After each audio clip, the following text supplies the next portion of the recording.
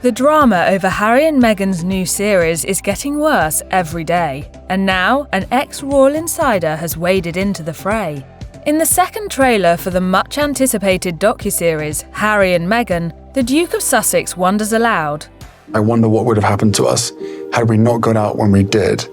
Then it cuts to his wife, Meghan Markle, the Duchess of Sussex, revealing, "Our security was being pulled. Everyone in the world knew where we were." Prince Harry later refers to institutional gaslighting, while Meghan admits to feeling as though she was being fed to the wolves. Clearly, both parties feared for their physical safety. The first 3 episodes of the series dropped on December 8, 2022, and there weren't any particularly huge or new revelations, though the Sussexes did discuss the issues they had with the British press and the impact their implicit racial bias seemingly played in how Meghan was treated.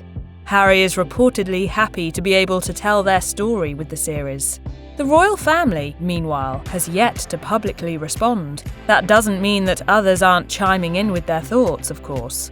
Piers Morgan hasn't made a secret of the fact he isn't a fan of Meghan, and on his show, Piers Morgan Uncensored, he spoke with Di Davis, a security specialist and a former head of royal protection. Apparently, Davis doesn't see things the same way that the Duke and Duchess of Sussex do.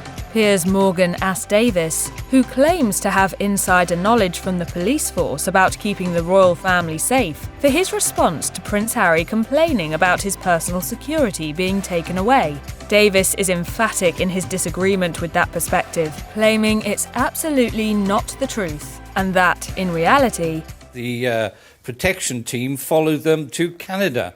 He then outlined how, once the couple settled in California, it was determined that it was no longer sustainable for British police officers to continue providing security to the couple. Davis also referred to alleged inconsistencies and half-truths in what he's heard about the Duke and Duchess of Sussex. Davis then brought up the threats that the royal family faces, which come through the Fixated Threat Assessment Centre, a designated unit within the police force that works with the NHS to determine the danger an individual may pose to a public figure. Davis argued that the more stories Meghan and Harry tell, the bigger potential for harm to be done to the royals as a consequence. Notably, the Sussexes pointed to press intrusion as one of the main reasons they stepped away from the royal family.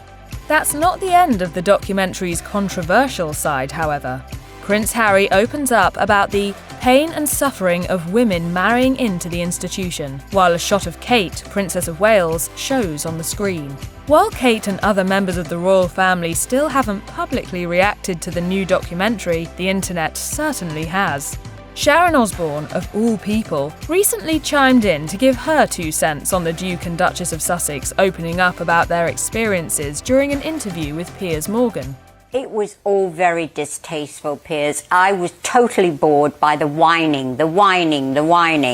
However, some reactions to the revelations from the documentary have demonstrated significant support for Harry and Meghan, particularly when it comes to their invasion of privacy. One Twitter user empathizes with the couple, saying, "The paparazzi needs to be completely outlawed. The fact that we live in a world where it's okay to stalk people 24/7 is outrageous." Another user called for change to British paparazzi laws, referring to them as feral pit bulls. With 3 more episodes, public opinion may change once again as new information is brought to the open.